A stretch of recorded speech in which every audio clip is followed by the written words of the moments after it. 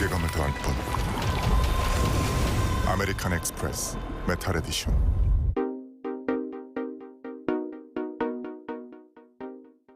여러분 안녕하십니까? 5월 13일 뉴스플러스입니다. 먼저 오늘 주목할 소식들입니다. 시중 통화량이 한 달 새 39조 원 급증하면서 또다시 사상 최대 수준으로 불어났습니다.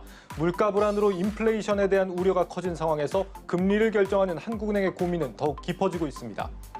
미국 소비자 물가지수가 13년 만에 최대 상승률을 기록했다는 소식에 국내 금융시장도 적지 않은 충격을 받았습니다.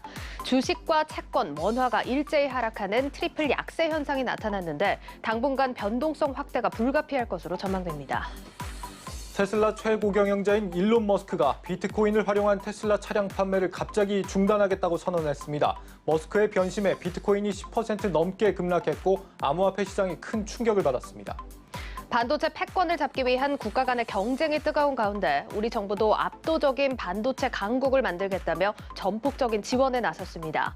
반도체 업계는 환영의 뜻을 밝히면서도 세제와 규제 개선 측면에서는 아쉬움을 나타내고 있습니다. 인플레이션 공포가 시장을 덮쳤습니다. 우리 증시가 3거래일째 급락을 면치 못했는데 미국의 소비자 물가가 무려 13년 만에 최대폭으로 치솟으면서 충격을 우려한 외국인들이 대거 빠져나갔습니다. 오민지 기자입니다. 지난 3일 동안 100포인트 넘게 하락한 코스피. 특히 외국인 매도세가 강하게 지수 하락을 이끌었습니다. 미국 고용 지표의 부진한 결과로 통화 완화 기대감이 높아지면서 안도 랠리가 나오기도 했지만 인플레 우려감이 투심을 위축시키며 증시에 악영향을 미친 겁니다. 현지 시간으로 11일 발표된 미국의 4월 소비자 물가 지수는 전월 대비 4.2% 올라 10년 만에 가장 높은 상승률을 기록하며 시장 예상치를 크게 상회했습니다. 원달러 환율 역시 최근 연일 오르며 외국인 매도를 자극하고 있습니다. 이로 인해 외국인은 3거래일 동안 코스피에서 5조 원 넘게 팔았고 오늘 코스피 종가 역시 전거래일보다 1% 넘게 떨어지며 장을 마쳤습니다.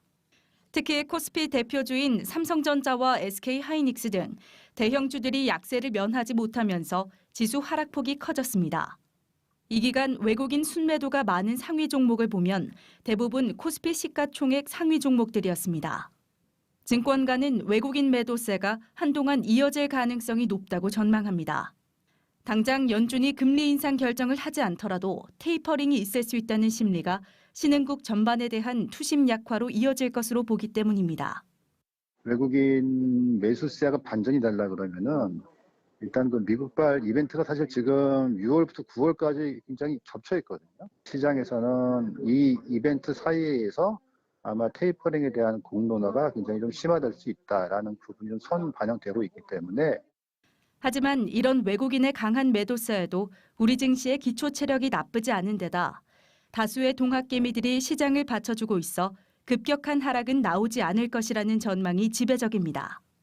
지수 측면에서 좀 다를 수 있는 게 외국인들 많이 팔아도 개인 투자자들이 그걸 받아주고 있거든요. 어제랑 그제 많이 판 거에 비해서 지수는 사실 덜 밀렸어요. 지수가 굉장히 보강력은 있어 보여요.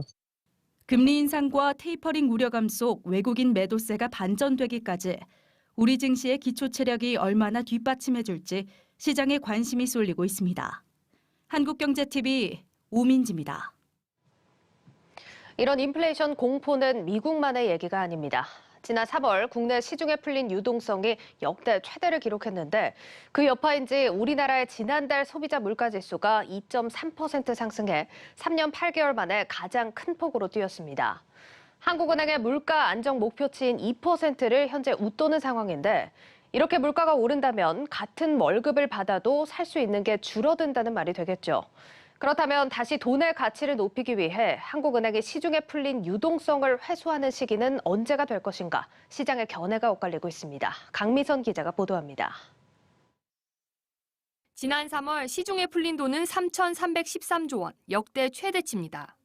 시중 통화량 증가율은 11%대를 뚫으면서 지난해보다 증가 속도가 더 빨라지고 있는 상황입니다. 2009년 3월 이후 최고치를 기록했습니다. 2.5%니까 국민들이 이 경제 주체들이 이 느끼는 심리적인 그런 요인들이 빚을 많이 늘려서 서울 경제로 돈이 안 가고 부동산 주식시장으로 그다음에 요즘은 가상화폐까지 가니까.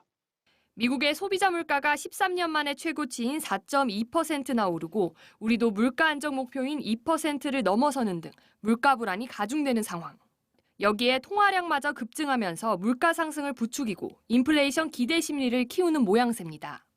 이를 방치할 경우 국민 실질 소득이 줄면서 내수 위축과 기업 투자 감소, 일자리 축소의 악순환이 반복될 수 있는 겁니다. 이에 따라 통화 정책을 담당하는 한국은행의 고심은 깊어지고 있습니다.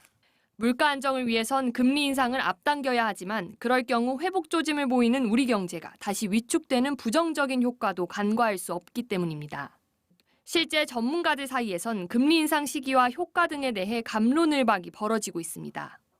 빠를수록 좋죠. 그러니까 붐이 막 심각한 것 같아요. 이제 늦으면 늦을수록 비용은 더 커지거든요. 근데 해야지 여름이나 이런 때 하는 게 좋죠. 적어도 이제 향후 6개월 정도는 좀 완화적인 그 통화 정책이 진행되면 좋겠다는 것이고 내수가 좀 회복되는 시점에 우리가 그 통화 정책 조절을 이제 생각해 볼 수 있을 것 같고요. 이런 가운데 한국은행은 오는 27일 기준금리 결정 금융통화위원회 회의 이후 통화정책에 대한 의견을 내놓을 예정입니다. 아직은 한국은행이 어떤 통화정책을 선택할지 속단하기는 어렵습니다. 이주열 한은 총재는 지난달까지 코로나19 불확실성이 아직 큰 만큼 통화정책 완화 기조는 시기상조라는 입장이었는데 한 달 새 인플레이션 우려가 더욱 커진 상황에서 어떤 정책 카드를 내놓을지 주목됩니다. 한국경제TV 강미선입니다. 오늘 크게 출렁인 건 가상화폐 시장도 마찬가지였습니다. 비트코인이 하루 만에 10% 넘게 빠졌다가 다시 소폭 회복 중인데 이 테슬라 CEO 일론 머스크의 SNS 발언 한마디가 또다시 영향을 미쳤습니다. 잠시 트위터 내용을 보면 비트코인을 활용한 이 테슬라 차량 판매를 돌연 중단하겠다 선언을 했고 비트코인 채굴과 거래가 환경에 큰 비용을 초래한다는 게 이유라고 지목을 했습니다. 이 시장이 앞으로 어떻게 될지 글로벌 콘텐츠부 신인규 기자가 짚어드리겠습니다. 신 기자. 이번 이 비트코인을 통한 이 차량 판매를 중단을 선언한 것, 이것을 어떻게 봐야 될까요? 일단 일론 머스크가 내놓은 표면적인 이유는 환경 때문에 비트코인 결제를 중단시키겠다 이런 얘기였습니다. 무슨 얘기냐면 비트코인 채굴기, 채굴 광산이라는 말 들어보셨을 겁니다. 컴퓨터로 연산 작업을 해서 비트코인을 채굴하는 과정이 있고 그렇게 해서 비트코인을 얻을 수가 있는데 이 채굴기에는 굉장히 많은 그래픽 카드나 맞춤형 반도체가 들어가게 됩니다. 그리고 이 비트코인 가격이 급등하게 되면 전 세계적으로 이 채굴에 드는 전력량 역시 상승을 하게 되는데요. 관련 자료 좀 찾아봤습니다. 지금 보시는 거는 영국 케임브리지 대학교가 비트코인 채굴에 쓰는 전 세계 전력량이 어떻게 되는지를 실시간으로 분석한 자료가 되겠습니다.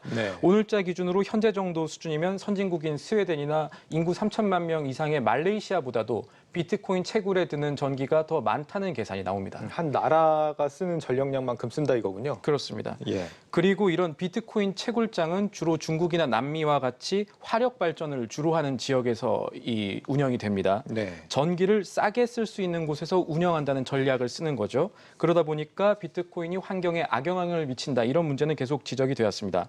좋게 본다면 일론 머스크식 ESG 경영, 그러니까 환경을 생각하는 사회적 기업으로서 책무를 다하겠다는 취지가 시장에는 큰 충격을 미쳤다. 이렇게 분석을 할 수가 있겠습니다. 그러니까 머스크가 언급한 이 환경에 영향을 준다라고 하는 부분은 표면적인 이유일 수 있다라는 건데 그렇게 따지면 진짜 이유가 있을 수 있다 이겁니까? 그렇습니다. 이번 트위터의 배경으로 짚어볼 수 있는 또 다른 부분은 비트코인 결제를 허용한 뒤에 테슬라가 주가가 어떻게 흘러갔나 이거를 살펴봐야 된다는 점일 텐데요. 비트코인 결제가 허용된 뒤에는 테슬라가 미처 고려하지 못했을 문제가 몇 개 발생을 해왔습니다. 잠깐 보겠습니다. 비트코인 결제에는 수수료가 발생하는데 이것도 모두 고객이 부담하고 비트코인을 잘못 보내도 돈이 반환이 되지 않고 비트코인 손실이나 도난에도 테슬라는 책임을 지지 않겠다. 이게 비트코인 결제 시스템을 도입하면서 테슬라가 발표한 규정에 있는 내용입니다. 시장의 비난이 당연히 많을 수밖에 없었죠. 이 부분은 사실 비트코인 결제 시스템이 갖는 태생적 한계 때문에도 그런 것인데 고객 관리 측면에서는 비트코인 결제가 오히려 테슬라에 악영향을 끼칠 수 있다는 관측이 그래서 있어 왔습니다. 비트코인 결제 시스템 도입 이후에 반짝 상승하던 이 테슬라의 주가도 동반 하락했습니다. 머스크가 비트코인으로 테슬라를 살 수 있다고 발표했던 시간이 이제 미국 시간으로 3월 24일이었습니다. 이때 테슬라 주가는 주당 630.27달러였습니다. 가장 최근인 현지 시간 12일 주가는 600달러 선이 무너졌습니다. 589.89달러로 마감했고요. 그리고 나서 문제의 트위터가 올라온 겁니다. 어떻게 보면 이제 비트코인이 결제 수단으로 적합하지 않다는 게 이제 뒷단의 배경일 수 있다 이런 거네요. 이번 이 결정 후에 가상자산 시장이 한풀 꺾이긴 했지만 다시 또 어느 정도 좀 되찾아가는 이런 모습입니다. 앞으로 전망을 좀 어떻게 해야 될까요? 암호화폐 시장으로만 봐서는 비트코인이 아닌 이 다른 알트코인이라고 하는데 다른 코인을 찾는 투자 심리가 단기적으로는 움직일 가능성이 있습니다. 예. 실제로도 그런 흐름이 관측되고 있고요. 그렇군요. 비트코인에서 다른 코인으로 무게추가 옮겨간다고요? 단기적이란 단서를 달고 보면 그렇습니다. 네. 일론 머스크가 남긴 트위터의 마지막 문장은 비트코인에 드는 에너지의 1% 미만을 사용하는 다른 암호화폐를 찾고 있다로 마무리가 됩니다. 일단 암호화폐 시장의 대장주인 비트코인에 대한 수요의 한 축이 일시적이든 장기적이든 사라진 거니까 시장 충격은 불가피한데 가상화폐별 거래량 추이를 살펴보면요. 투자자들이 이른바 대체제 찾기에 나서는 모습이 보입니다. 실제 머스크 트위터에도 당신이 말한 코인이 무엇이냐 이런 물음과 함께 여러 추측이 줄 이어서 달렸고요. 예. 머스크 트윗 이후에 이제 국내 거래소 업비트 동향을 살펴봤습니다. 이오스라는 코인이 오후 3시 기준으로 거래대금 기준 1위에 올라 있는데요. 예. 이 이오스는 비트코인과 다른 3세대 암호화폐로 꼽히는 코인입니다. 조금 어려운 개념이긴 한데 3세대 코인이 사용하는 위임 지분 증명 DPoS라는 개념을 갖고 만들어진 이오스는 쉽게 보면 1세대 암호화폐인 비트코인과 같이 채굴 경쟁을 할 필요가 없어서 그러니까 채굴장이 이렇게 많을 필요가 없어서 전력량 문제에서는 보다 자유롭다. 에너지를 조금 덜 쓰는 코인이다. 이렇게 이해를 하시면 되겠습니다. 예. 다만 이 이오스의 거래 폭증은 코인 개발사가 자체 암호화폐 거래소를 설립하겠다는 발표를 우리 시간 11일에 하면서 시장의 관심을 함께 끌어온 것도 살펴봐야 할 부분일 것 같고요. 거래량과 거래 대금은 이오스에 이어서 이더리움과 도지코인에도 몰리고 있습니다. 도지코인의 경우에는 머스크가 지난 11일 도지코인으로 테슬라 결제를 허용할지 이런 설문을 올렸었거든요. 예. 그런 영향으로 이 도지코인에 대한 기대감이 반영된 것으로 보입니다. 투자자들이 머스크가 언급한 이 친환경 코인이 뭐냐 찾기에 나서고 있는 걸로 보이는데 어쩌면 이 비트코인이 앞으로 이 암호화폐의 제왕 자리를 좀 내줘야 되는 상황이 올 수도 있겠다는 생각이 듭니다. 만에 하나라도 이렇게 된다면 예상되는 영향들은 어떤 게 있습니까? 잘 짚어주셨는데 몇 가지 포인트 중에서 우선 국내 증시로만 집중을 하자면 네. 최근에 이제 흐름이 이어지긴 했지만 우리 기술 투자든 비트코인 관련주가 오늘 크게 하락을 했습니다. 그 부분 살펴봐야 될 거고 예. 머스크가 내놓은 비트코인 결제 재개 조건 그러니까 친환경적인 에너지를 통해서 비트코인을 생산하면은 뭐 다시 열 수도 있다 이런 가능성을 열어놓은 건데 예. 이거는 단기적으로는 해결할 수 없는 요인이라는 점을 전제로 하고 살펴볼 부분이 있습니다. 처음에 말씀드린 것처럼 비트코인 채굴에는 맞춤형 반도체나 그래픽 카드 같은 것들이 굉장히 많이 쓰이죠. 예. 실제 그래픽 카드 품귀 현상의 주 원인이 비트코인 때문인 것도 알려진 사실인데요. 그러니까 비트코인이 하락한다면 수요 문제로 특히 파운드리 부분에서 반도체 수요 축소 요인이 생길 수 있다 이렇게 볼 수가 있는 겁니다. 물론 테슬라 결제 문제는 비트코인이 그동안 올랐던 이유 가운데 하나였지 가장 중요한 요인은 아닐 수 있기 때문에 이 부분은 조금 더 추이를 지켜봐야겠지만 최근 하락세에 접어든 이 반도체 업종에서도 이번 소식이 좋은 소식으로 받아들여지기는 어려울 것 같습니다. 네. 글로벌 콘텐츠부 신인규 기자였습니다. 잘 들었습니다. 발언 하나에 시장이 급등락하는 일이 반복되면서 이 머스크가 가상화폐 시장의 연준 의장이냐라는 이 자조 섞인 말까지 나옵니다. 비트코인으로 결제를 허용했다. 이 두세 달 만에 다시 중단을 선언하는 도무지 종잡을 수 없는 행보가 투자자들을 위협하고 있는 겁니다. 이런 우려를 의식한 건지 국회에서 가상자산업법을 마련하려는 움직임이 포착되고 있습니다. 문제는 이게 과연 실효성이 있는 법안이냐 하는 겁니다. 정호진 기자입니다. 계좌가 해킹당하고 서버가 먹통이 되고 운영자가 투자자의 돈을 들고 잠적합니다. 가상화폐 거래소 한 곳에서 하루 오가는 금액은 코스피 시장보다 많지만 가상화폐 시장은 사실상 무법지대입니다. 시장의 규모가 커졌어도 당국은 가상화폐를 금융상품으로 인정하지 않고 관련 법제도도 미비하기 때문입니다. 이에 이용우 더불어민주당 의원 등 여당 의원 20명은 가상화폐 투자자 보호를 골자로 하는 가상자산업법 제정안을 발의했습니다. 이번 안에는 발행 주체, 목적 등 가상화폐의 정보가 담긴 백서를 거래소 홈페이지 등에 공시해야 한다는 조항이 담겼습니다. 또 거래소 등이 이용자의 예치금을 따로 보관하고 폐업하는 등의 경우에는 이를 이용자에게 우선 지급하게 해 이른바 먹튀를 방지하도록 했습니다. 가상자산을 명확하게 규정하고 이용자를 보다 두텁게 보호하여 건전한 시장 질서를 정립하기 위한 가상자산업법 제정에 많은 관심을 부탁드립니다.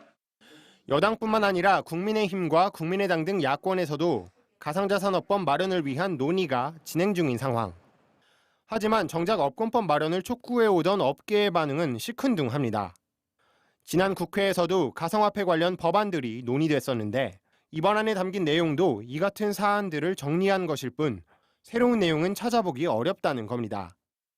이번 발의안의 입법 취지에 공감하지만 4년 전에 발의된 법안들과 크게 다른 점이 없어서 조금 아쉽습니다. 오히려 자칫 지나친 규제로 인해 업권의 발전을 저해할 수 있지 않을까 하는 우려가 있습니다. 또 당국과의 소통이 이뤄지지 않은 상황에서 발의한 점 등을 비춰볼 때 표심에 급급한 포퓰리즘으로 전락할 수 있다는 우려도 나옵니다. 왜 이거를 굳이 정치화를 시켜서 이렇게 가져가는지는 이해는 안 되고 행정부에서 교통정리를 해줘야 되는 거지 이거를 정치화시키면은 사실 앞으로도 계속 그렇게 된다는 거고. 국내에서만 하루 평균 24조 원가량이 거래되고 있는 가상화폐 시장. 그저 여론을 수습하기 위한 법안이 아닌 실제 실효성 있는 대책이 마련되어야 한다는 목소리가 높아지고 있습니다. 한국경제TV 정호진입니다. 이남우 연세대학교 국제대학원 교수는 현재 증시는 지난해 급등에 따른 거품이 빠지는 건전한 조정을 겪고 있는 것이라면서 인플레이션 우려도 해소될 것이라고 강조했습니다. 이 교수는 오늘 한국경제TV 주식경제에 출연해 이같이 말하고 전 세계 증시가 인플레이션 우려에 사로잡혀 있지만 미국 연준이 경제와 시장에 충격을 줄 갑작스러운 금리 인상에 나서지는 않을 것이라고 전망했습니다. 오히려 미국과 중국의 충돌 같은 지정학적 위기가 현실화될 우려가 있다며 국제 관계의 변화에도 주의를 기울여야 한다고 당부했습니다. 최근 잇따른 거품 경고가 나오는 가상화폐와 관련해서는 돈을 빌려서 가상화폐에 투자하는 것은 매우 위험한 일이라며 소액을 투자해 가상화폐의 흐름을 이해하는 것이 좋다고 조언했습니다. 2억 원 기획재정부 1차관은 최근 물가 상승과 관련해 기저효과가 작용한 만큼 금리를 올리거나 추세적으로 경기가 과열됐다고 진단하기에는 이르다고 밝혔습니다. 2차관은 한 라디오 프로그램에 출연해 지난해 4월 소비자 물가가 굉장히 낮아서 기저효과가 있었다며 것이 전체적으로 봐야 하는 측면이 있다고 말했습니다. 또 부동산 정책에 대해서는 투기 수요 차단, 실수요자 보호, 주택 공급 확대라는 기조는 흔들림 없이 계속 나아갈 것이라고 덧붙였습니다.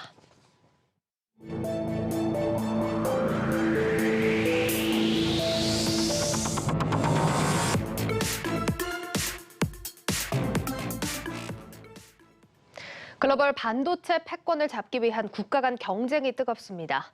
미래 산업을 주도할 전략 무기로 불리면서 반도체의 중요성이 갈수록 커지고 있기 때문인데 우리 정부도 종합 반도체 강국으로 도약하기 위한 대대적인 지원책을 마련하기로 했습니다. 먼저 임원식 기자입니다. 판교를 시작으로 화성과 기흥, 평택을 거쳐 온양에 이르기까지 또 이천에서 출발해 용인을 찍고 괴산, 청주로 향하는 라인. 이른바 K-반도체 벨트입니다. 종합 반도체 강국으로 도약하기 위한 첫 번째 전략은 바로 이 K-반도체 벨트의 완성입니다. 기존의 메모리 반도체는 물론 파운드리와 첨단 장비, 패키징과 팹리스에 이르기까지 타의 추종을 불허할 만큼 압도적인 반도체 공급망부터 갖추겠다는 의지에서입니다. 반도체 하기 좋은 나라를 만들기 위한 파격적인 세제 혜택도 내걸었습니다.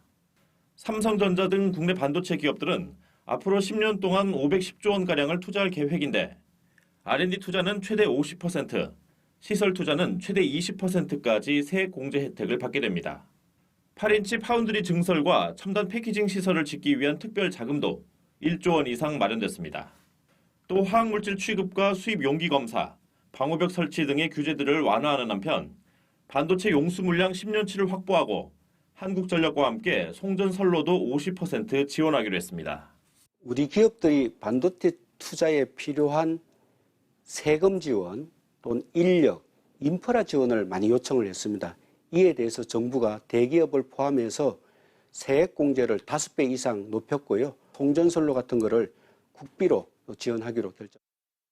반도체 산업 인력과 차세대 기술 확보를 위한 지원에도 나섰습니다. 대학 내 정원 조정과 학과 신설을 통해 반도체 전공자를 늘리는 등 10년 동안 3만 6천 명을 육성하고 전후방 산업을 연계해 반도체 내수를 키우기로 했습니다. 또 AI 반도체와 첨단 센서 등을 개발하기 위한 기반 구축에 1조 5천억 원 이상을 투입하겠다는 계획입니다. 이를 통해 정부는 앞으로 10년 뒤 반도체 수출액이 지금의 2배인 2천억 달러에 이르고 일자리는 27만 개가 더 생길 것으로 기대했습니다. 한국경제TV 임원식입니다. 이번 정부의 반도체 대책에 대해서 반도체 업계와 전문가들은 환영의 뜻을 밝혔습니다. 업계의 요구사항이 상당 부분 반영이 됐고 종합적인 전략이 담겨 있다는 겁니다. 다만 세제와 규제 개선 측면에서는 여전히 아쉬움을 나타냈습니다. 이어서 임동진 기자입니다. 이번 대책에서 가장 부족한 부분으로 꼽히는 건 바로 세제 지원입니다. R&D 부분은 업계가 요구해온 수준까지 공제율이 올라갔지만 시설 투자 쪽은 소폭 개선되는 데 그쳤기 때문입니다. 대기업 기준 시설 투자 공제율을 기존 3%에서 6%로 높였는데 유럽연합은 올해 초 반도체 투자 비용의 20에서 40%를 보조금으로 지급한다는 계획을 밝힌 바 있습니다. 규제 개선에 있어서도 아쉬움이 남습니다. 일부 규제를 완화해주긴 했지만 화학물질 등록평가법 등 기술 개발과 공장 건설 속도를 올려줄 일부 법안들이 대책에서 빠져 있습니다. 100kg 이상의 한물을 쓰게 되면 신고라고 평가를 받도록 되어 있거든요. 근데 미국이 10톤이란 말이야. 이거에 대해서도 좀 하향 규정을 하는 것을 검토를 해달라는 것이고요. 업계가 지속적으로 요구해왔던 중대재해기업처벌법과 근로기준법 완화에 대한 언급도 없었습니다. 대만 TSMC가 향후 3년간 설비 투자에 100조 원이 넘는 돈을 투자하겠다고 밝힌 상황에서 국내 기업들 역시 과감한 투자를 위한 지원이 절실한 상황입니다. 전문가들은 인력에 있어서도 단순히 양적 확대가 아닌 질적 성장을 이끌 수 있는 대책이 필요하다고 조언합니다. 특히 현장에서 요구하는 건 석사 이상의 실무형 인재입니다.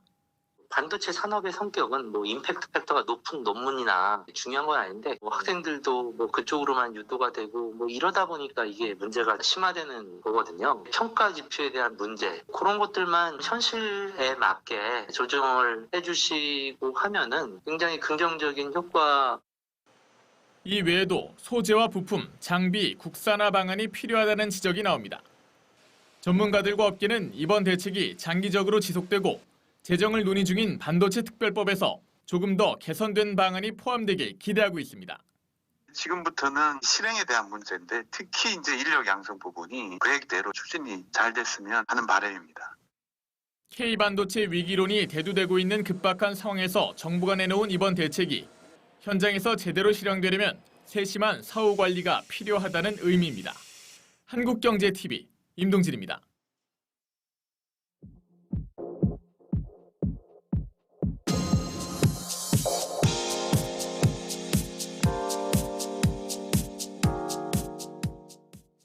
주식 한 주로 여러 개의 의결권을 행사하는 제도, 복수 의결권이라고 들어보셨습니까? 이 벤처기업 CEO가 상장한 뒤에 주식 수가 적어도 경영을 계속해 나갈 수 있도록 미국에서 만들어진 제도인데 당장 쿠팡의 김범석 의장도 미국에 상장할 때 일반 주식의 29배에 달하는 차등 의결권을 부여받은 바 있죠. 이 제도가 우리나라에 없다 보니 이 괜찮은 벤처 스타트업들조차 경영이 어려워지고 줄지어 미국행에 나서고 있다는 지적이 나오고 있습니다. 관련법을 마련하려던 움직임도 국회에서 반발에 부딪혀 멈춰섰습니다. 유호성 기자입니다. 국내 한 물류 전문 스타트업 박모 대표는 최근 투자자들로부터 경영 활동에 타격을 입었습니다. 물류 인프라 확장을 위해 차량 구입에 나섰으나 지분율이 높았던 투자자의 반대로 이 결정이 무산된 겁니다. 한창 성장이 필요할 시기라 여러 군데 손을 벌려 투자 유치를 받았지만 자신의 지분율이 낮아진 점이 발목을 잡았습니다. 지난해 우리나라 벤처 투자 규모는 4조 원을 돌파하면서 벤처붐에 대한 기대감이 높아졌지만 이 기세를 이어가기 위한 대표자의 경영권 보호 장치는 미비한 상황입니다. 벤처 스타트업의 경우 때로는 공격적인 의사결정이 필요한 경우가 많은데 대표 지분율이 낮으면 이런 결정을 쉽게 내리지 못하는 경우가 많습니다. 이런 우려 때문에 대규모 자금이 유입되는 기업 공개를 앞둔 기업의 경우 상장을 포기하거나 해외 거래소를 찾는 일마저 벌어지고 있습니다. 쿠팡의 미국 상장을 계기로 마켓컬리나 두나무 등 혁신 기업들이 차등 의결권 제도를 운영하는 미국 상장을 검토하는 이유입니다. 실제로 마켓컬리 김슬아 대표의 회사 지분은 6.6% 정도인데 별도의 경영권 보호 장치가 없이 상장을 하는 경우 회사 장악력이 떨어지거나 투기 자본의 적대적 M&A에 노출될 우려가 높습니다. 정부는 최근 비상장 벤처기업에 한해 차등 의결권주 발행을 허용하도록 규제를 푸는 벤처기업 육성 특별법 개정안을 추진했습니다. 하지만 차등 의결권 제도가 지배주주 권한만 강화할 것이라는 반론과 차등 의결권 외에 경영권 방어 수단이 있어 제도 도입의 득보다 실이 많을 것이라는 일부의 반발에 이 법안은 국회 계류 중입니다. 발행 후로부터 10년 아니면 이제 상장 시점으로부터 3년 있으면 이제 자동적으로 그 차등 의결권이 없어지는, 소멸되는 그런 조항을 두고 있거든요. 그런 조항을 두고 있기 때문에 사실은 경영권을 갖다가 지속적으로 어떤 보장을 한다든지 이런 어떤 우려는 사실 기우라고 생각하고 한도도 이제 마련해 놓고 있거든요. 그러니까 무작정적으로 차등 의결권을 많이 발행하는 것도 허용이 안 되고. 전문가들은 모처럼 찾아온 벤처붐을 살릴 기회를 놓치지 않기 위해서는 벤처기업들이 자유롭게 대규모 투자를 받아 기업 활동에 전념할 수 있는 환경 마련이 시급하다고 조언했습니다. 한국경제TV 유호성입니다. 차등 의결권 도입에 차질을 빚는 이유, 전문가 연결해서 자세히 들어보겠습니다. 혁신벤처연구소 유정희 부소장 전화로 연결돼 있습니다. 부소장님 안녕하십니까? 네, 안녕하십니까? 네, 국내 벤처기업들이 미국 상장을 노릴 만큼 정말 이 차등 의결권이 그렇게 이점이 있습니까? 예, 먼저 국내 벤처기업들이 이제 미국 증시에 상장하려는 이유가 차등 의결권 때문만은 아닐 겁니다. 자본시장의 규모라든가 규제 환경, 기업 전략 등 이제 다양한 요인에 의해서 이제 해외 자본시장의 매력을 느끼는 것이고요.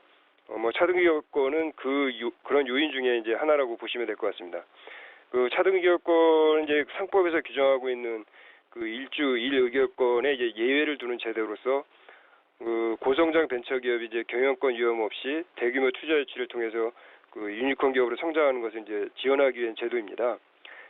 즉 이제 고성장 벤처기업이 이제 대규모 투자를 유치하다 보면은 그 창업주의 지분이 희석되어서 이제 경영권이 이제 위협받는 일이 발생할 수 있는데 차등 의결권 주식을 발행함으로써 이러한 위협을 해소하고 그 장기적이고 이제 혁신적인 전략을 추진하면서 그 안정적으로 기업을 경영해 나갈 수 있는 그런 장점이 있는 것이죠. 네, 이 여야 모두가 지금 차등 의결권 도입에 대해서 공감하고 있다고 하는데 그럼에도 불구하고 법안이 속도가 안 나고 있습니다. 원인이 어디에 있다고 보십니까?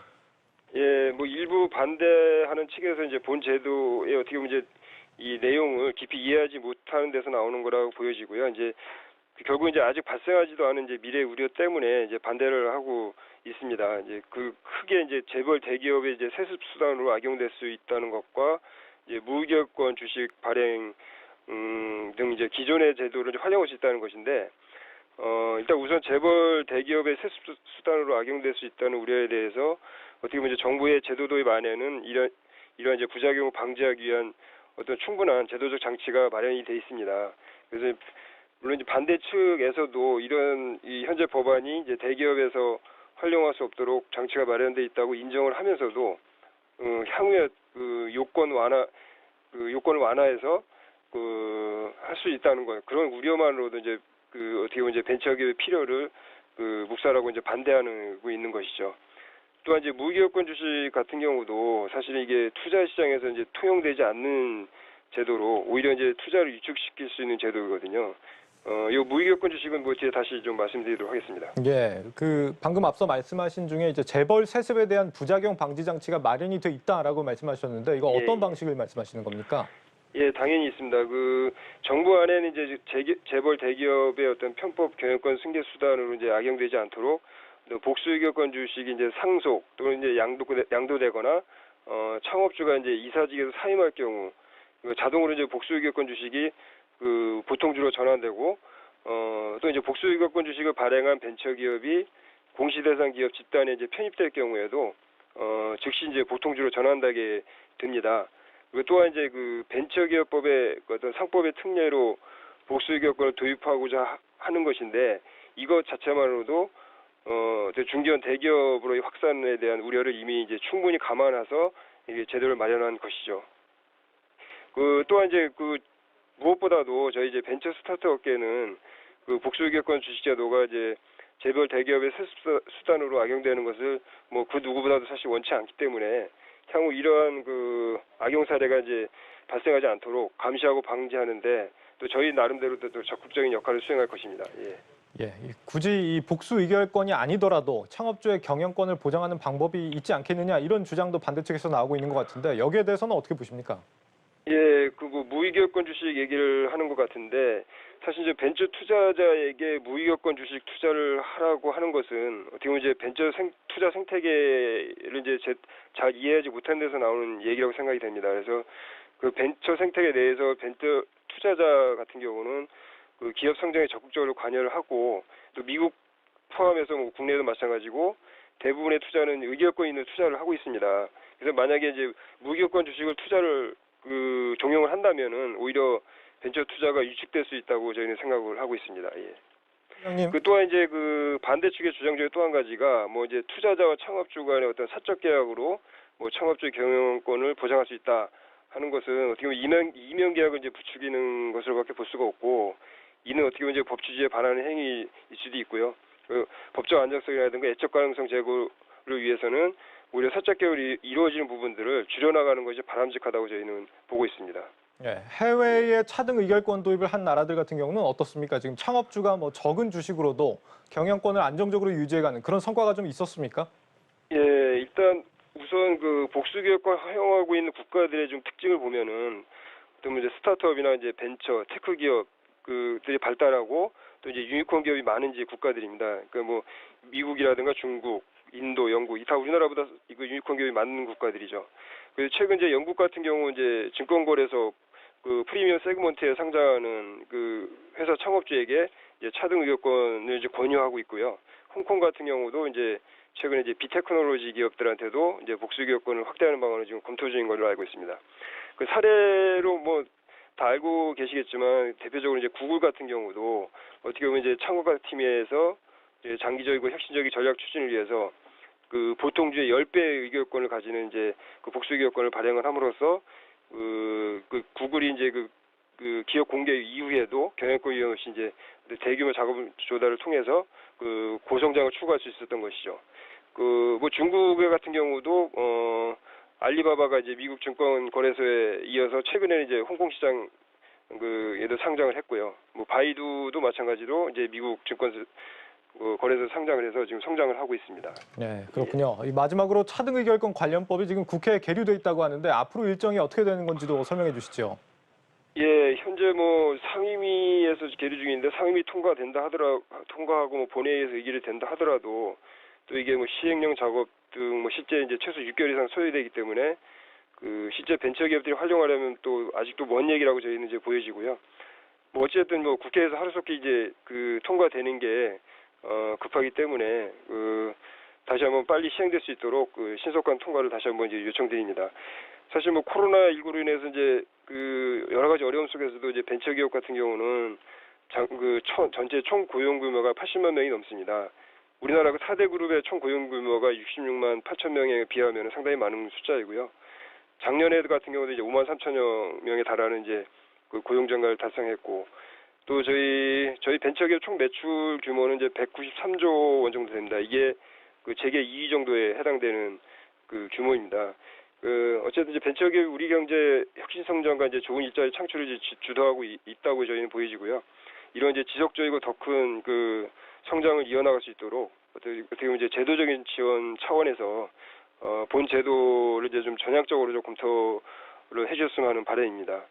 어떻게 보면 이제 대기업이 본 제도를 좀 악용할 수 있다는 어떻게 보면 이제 일어나지도 않은 그런 우려만으로 시도도 해보지 않는다면 그리고 시도도 하지 않고 복수기업권 논의를 사전시켜 버리는 우려 범에서는 안 될 것이라고 저희는 생각하고 있습니다.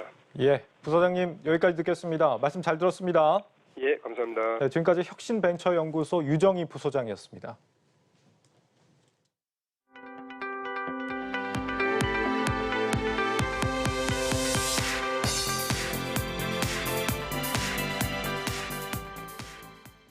건설 현장에서 발생하는 먼지는 지역 주민과 공사 관계자들에게 큰 불편을 주죠. 그래서 포스코건설이 비산 먼지를 저감할 수 있는 기술을 개발해서 주목받고 있습니다. 홍원표 기자가 그 현장에 다녀왔습니다. 물에 저감제를 섞은 차량이 도로에 물을 뿌리기 시작합니다. 차량 실험 결과 일반 살수를 한 도로와 먼지 발생 정도가 눈에 띄게 다릅니다. 포스코건설이 개발한 비산먼지 저감제 기술을 적용했기 때문입니다. 이 기술은 2019년 연구 시작 초기부터 비산먼지 저감제 분야 세계 최고 수준인 독일 회사를 따라잡겠다는 목표로 제품을 개발해왔습니다. 아울러 최근에 비산먼지 저감제의 주요 구성 요소였던 폴리머 수지를 생분해 수지로 빌드업 시킴으로써 수질 오염, 토양 오염, 생태 독성 평가 등으로 연계되는 친환경 성능에 관한 공인 성적을 받았습니다. 건설 현장에서는 건설 장비와 차량 운행으로 비산먼지가 상당히 많이 발생해 현장 근로자와 인근 주민들에게 악영향을 줍니다. 이 기술을 적용하면 먼지 발생을 기존의 절반 이하로 줄일 수 있습니다. 포스코건설은 현재 진행 중인 서부 내륙 고속도로 공사 현장에 저감제를 투입하고 있습니다. 앞으로는 울산 남항 공사 현장과 거제 상동동 공동주택 현장 등 토목, 건축, 플랜트 등 다양한 분야에 적용할 계획입니다. 뿐만 아니라 포스코건설 R&D 센터는 ESG 경영을 위해 기술 개발에 전력을 다하고 있습니다. 저희 포스코건설 R&D 센터에서 해수 담수화 플랜트 제조 기술, 탄소 중립 2050과 연계된 수소환원 철강 프로세스 구축, 정유 및 철강 산업 부산물 활용, 자원 재활용 건설 저재 개발 등의 기술 개발 등이 현재 진행되고 있습니다. 포스코건설은 건설은 환경 파괴라는 공식을 깨기 위해 ESG 경영에 총력을 기울이고 있습니다. 대표적으로 국내 건설사 최초로 ESG 채권을 발행하는 한편 중소협력사를 위한 ESG 경영평가 모델을 개발하고 있습니다. 한국경제TV 홍원표입니다. 코로나19 확산세가 곳곳에서 이어지면서 어제 신규 확진자 수가 715명을 기록해 보름 만에 최다 수준을 기록했습니다. 특히 지역사회 내에서 감염되는 것으로 추진되는 확진자는 전날보다 79명 늘며 700명에 육박했습니다. 최근 확진자 발생 양상을 보면 전국적으로 크고 작은 일상 감염이 잇따르면서 4차 유행이 이어지고 있습니다. 쿠팡이 역대 최대 1분기 매출을 기록했지만 적자 규모도 커졌습니다. 쿠팡의 1분기 매출은 4조 7,348억 원으로 지난해 같은 기간보다 74% 증가해 1분기 기준으로 역대 가장 큰 규모를 기록했습니다. 대한항공이 아시아나항공과 2억 6천만 달러, 우리 돈 3천억 원 규모의 항공기 엔진 정비 계약을 맺었습니다.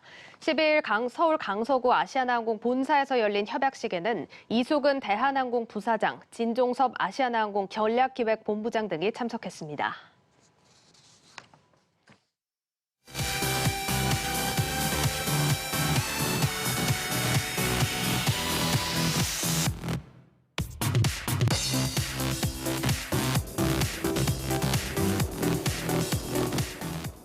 네, 플러스픽 시간입니다. 이지우 기자와 함께하겠습니다. 이 기자, 네. 첫 번째 키워드 바로 보죠. 네.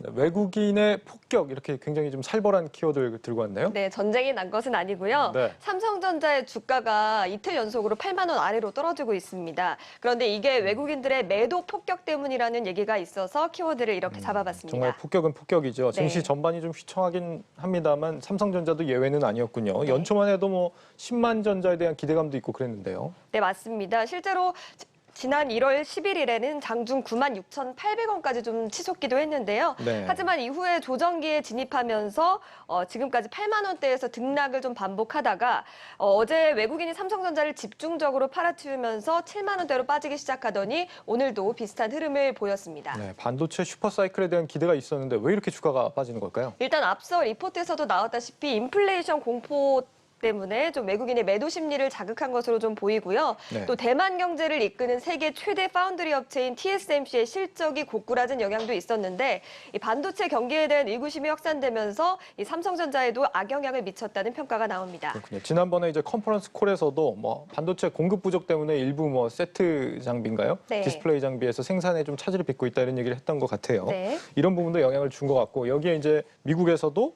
또 추가로 대항마로 연합전선을 구축했다라면서요. 맞습니다. 연합전선이 굉장히 무서운데요. 네. 인텔이나 퀄컴 같은 제조업체는 물론이고 아마존이나 애플까지 모두 참여를 해서 미국 반도체 연합을 결성했습니다. 여기에 조 바이든 미국 대통령은 약 57조 원 규모의 반도체 지원책을 좀 제시했는데 이렇게 미국이 반도체를 지원하고 또 육성하는 정책을 펼칠 경우에 한국이나 대만 기업의 점유율 하락은 불가피한 상황이라고 보여집니다. 그렇군요. 이 삼성전자 투자하신 분들 정말 좀 걱정이 크겠습니다. 혹시 투자하셨습니까? 저는 뭐 투자를 따로 하고 하고 있지는 않은데요. 네, 일단 개인 주주가 제가 여쭤본 게 개인 주주가 일단 500만 명에 좀 달하고 올해 들어서만 삼성전자 21조 원어치를 좀 사들였다고 해서 좀 여쭤봤습니다. 예. 특히 올해 첫 삼성전자 주주가 된 개미들은 사실 손실이 굉장히 불가피할 것으로 보이는데요. 지난 1월 11일 최고가로 삼성전자를 매수했다면 수익률은 마이너스 17%가 넘는 상황입니다. 그렇다면 앞으로 이 삼성전자 전망 정말 계속 어둡기만 한 겁니까? 어제와 마찬가지로 전망이 좀 엇갈립니다. 네. 일단 NH투자증권 같은 경우는 당분간 주가 반등이 힘들 것으로 보고 있었는데 비메모리 분야에서는 TSMC에게 밀리고 또 메모리 반도체에서도 경쟁사보다 기술력이 뒤처지고 있다는 게 이유입니다.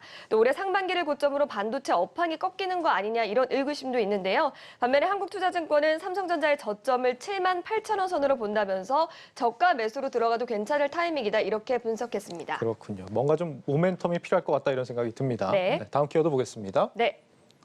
한국이 싫어요. 그런데 두 번째 키워드 굉장히 좀 위험한 것 같습니다. 네, 오늘 컨셉이 약간 공포인데요. 네. 외국인들은 한국을 어떻게 생각할지 혹시 예상해 보시겠습니까? 글쎄요, 요즘 뭐 한류 열풍도 있고 좀 긍정적으로 보지 않을까요? 네, 문화체육관광부가 전 세계 16개 국가를 대상으로 좀 조사를 했는데 그런 의견들도 있었지만 한국이 싫다라는 나라들도 있었습니다. 네. 그 나라가 어딘지 혹시 맞춰보시겠습니까? 저는 뭐 어딘지 이미 알고 있지만 제가 말하면 재미없으니까 이조 기자가 얘기하시죠. 네, 제가 얘기하겠습니다. 네. 바로 일본입니다. 부정평가가 39%로 다른 나라에 비해서 월등히 높은 모습을 좀 보였습니다. 예. 한국의 정치 상황이나 국제적 위상, 또 한국인의 국민성 등을 부정적으로 평가한 것으로 좀 풀이가 됩니다. 글쎄요, 뭐 정치 상황, 국제적 위상, 국민성 고스란히 이제 일본에다가 적용을 해도 좀 문제가 될 수 있는 요소가 아닌가 싶은데 네. 최근 들어 이 한일 관계는 뭐 계속 좋지 않은 상황인 것 같아요. 맞습니다. 일단은 뭐 크게 일제강점기 위안부 피해자 문제와 함께 강제징용 피해 배상 문제가 있는데요. 우리 정부는 일단 위안부 합의를 좀 무효화한 상황이고 또 일본 전범기업 일본제철의 징용 피해 배상 책임을 인정하는 판결을 대법원에서 내리기도 했습니다. 예. 그래서 일본 정부는 뭐 아시다시피 보복 차원에서 우리나라에 대한 수출 규제를 단행하기도 했죠. 그렇죠. 앞서 얘기했던 삼성전자 같은 경우도 일본의 수출 규제 때문에 좀 문제가 있었던 게 있었죠. 네. 우리 국민들도 일본 제품 불매 운동을 계속해서 해나가고 있는 그런 상황 아닙니까? 네, 일단 뭐 대표적으로 저희도 전해드렸지만 유니클로가 좀 있습니다. 이게 2019년 7월부터 좀 주춤을 했습니다. 일본 불매 운동 때문에. 예. 그런데 최근에도 그런 영향이 좀 있던 것으로 풀이가 되는데 서울 종로, 강남, 명동에 이어서 홍대에서도 매장을 좀 철수를 했습니다. 또 일본 아사히 맥주를 수입하는 롯데 아사히 주류의 지난해 매출이 70% 넘게 줄였다고 하고 또 여러 일본 패션 브랜드들이 있는데 지난해 실적이 최악을 기록했다고 합니다. 그런데 또 이 반일 감정이라면서도 일본 제품을 고집하는 이런 분들도 아직 계신 것 같아요. 네, 맞습니다. 사실 일본 게임인 동물의 숲이 좀 열풍을 끌었고요. 또 애니메이션 귀멸의 칼날 이것도 좀 최근에 인기를 끌고 있는 상황인데요. 일본 제품의 소비가 다시 살아날 조짐을 보이자 일부에서는 좀 씁쓸하다는 반응이 나오기도 합니다. 전문가들은 한국인인 동시에 소비자라는 모순적인 감정이 부딪히면서 불매운동 역시 다음 단계로 진행하고 있다고 분석하고 있습니다. 네, 마지막 키워드 보겠습니다. 네. 네, 안전 사각지대 이렇게 되어 있네요. 혹시 한강 자주 가십니까? 아, 한강 좋아하죠. 네, 저도 한강 굉장히 좋아하는데 네. 같이 가자고는 안 하겠습니다. 예. 네. 일단 요즘에 최근에 사건 사고가 좀 많이 일어나면서 한강이 좀 안전 사각지대로 꼽히고 있는데 혹시 한강공원에 CCTV가 몇 대나 있는지 아십니까? 글쎄요, 우리나라는 뭐 CCTV가 워낙 많은 걸로 유명하기 때문에 굉장히 많지 않을까요? 저도 한강을 다니면서 사실 CCTV 많다 이렇게 생각을 했는데 사실 많지 않았습니다. 지난해 기준으로 한강공원에 설치된 CCTV가 162개에 불과한 상황인데요. 10곳이 넘는 한강공원의 구역을 고려할 때 턱없이 부족한 수준입니다. 네. 하지만 아직까지 뭐 CCTV를 확충하겠다는 계획은 없고 다만 서울시가 한강공원을 금주 구역으로 지정하는 방안을 검토하고 있습니다. 사실 2018년부터 서울에는 음주 청정 지역이라는 게 있어서 주정 같은 것들을 부려서 주변 사람들에게 불쾌감을 주는 행위를 하게 되면 과태료 7만 원을 부과할 수 있었는데요. 한강공원은 이때 제외가 됐고 그마저도 과태료 처분을 받은 사람은 없었습니다. 네, 최근에 이제 대학생 실종 사망 사건 같은 경우도 이 CCTV가 있는데 작동을 안 해서 네. 수색에 좀 어려움을 겪었다라는 얘기가 있더라고요. 네. 그래서 한강공원을 금주 지역으로 지정한다. 이 지자체가 마음만 먹으면 이렇게 지정하는 게 가능한 모양입니다. 원래는 안 됐었는데 이제부터 좀 가능한 전망입니다. 다음 달 30일부터 건강증진법 개정안이 시행이 되는데요. 지자체의 판단으로 공공장소를 금주 지역으로 설정할 수가 있고 위반한 사람에 대해서 과태료 10만 원을 부과할 수가 있습니다. 네. 하지만 벌써부터 반대의 여론이 나오고 있는데 실제로 3년 전에 음주 청정 지역을 만들었을 때도 아니 공원에서 뭐 술 마시는 것도 국가의 허락을 받아야 되냐 뭐 이런 비판 여론들이 있었습니다. 그러니까요. 코로나 때문에 이제 실내에서 음주가 굉장히 어렵기 때문에 네. 야외에서 드시는 분들도 꽤 많을 것 같은데 이렇게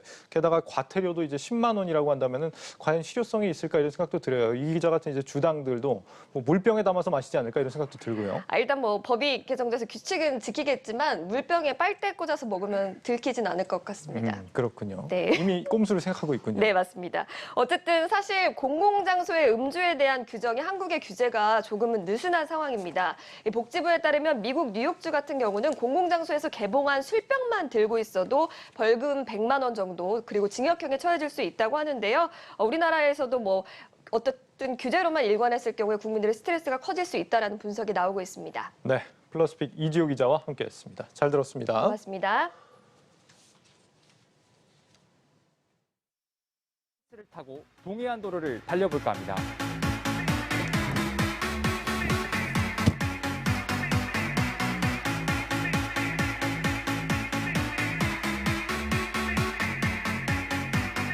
The Taycan has been developed as a true Porsche.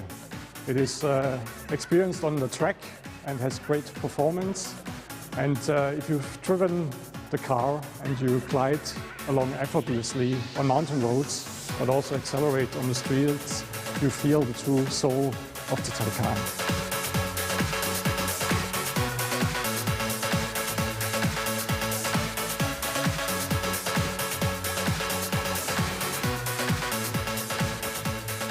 네, 저는 이 타이칸 2S를 7시간 동안 운전했는데요.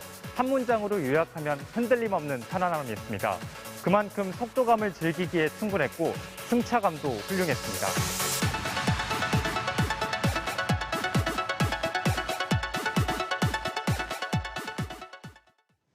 놓치면 아쉬운 글로벌 뉴스입니다.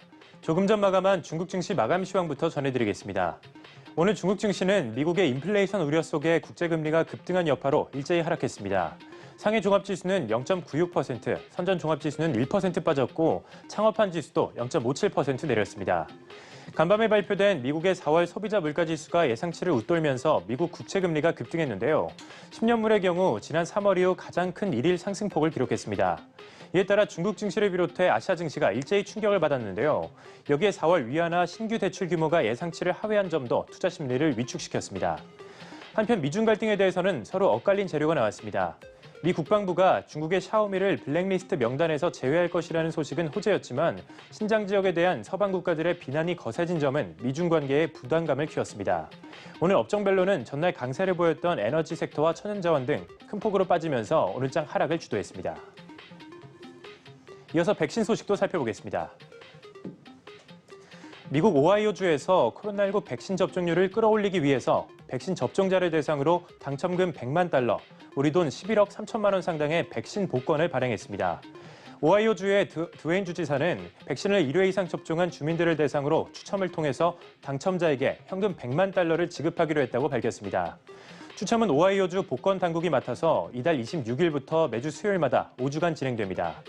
만약 미성년자가 당첨된다면 현금 대신 수업료나 기숙사 비용, 책값 등이 포함된 4년치 장학금을 받게 됩니다. 지금까지 글로벌 뉴스였습니다.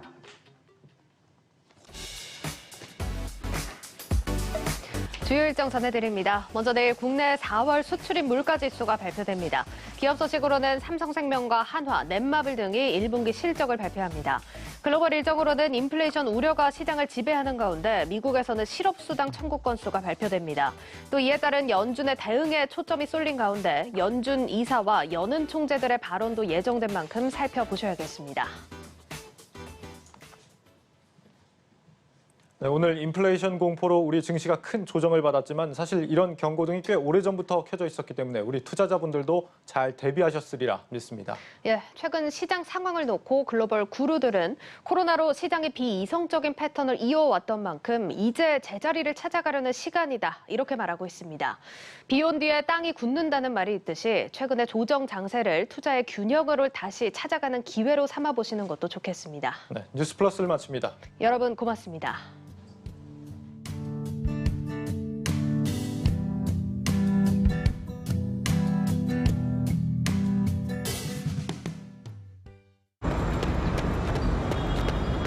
나이가 한 살 한 살 들어갈수록 체력적으로든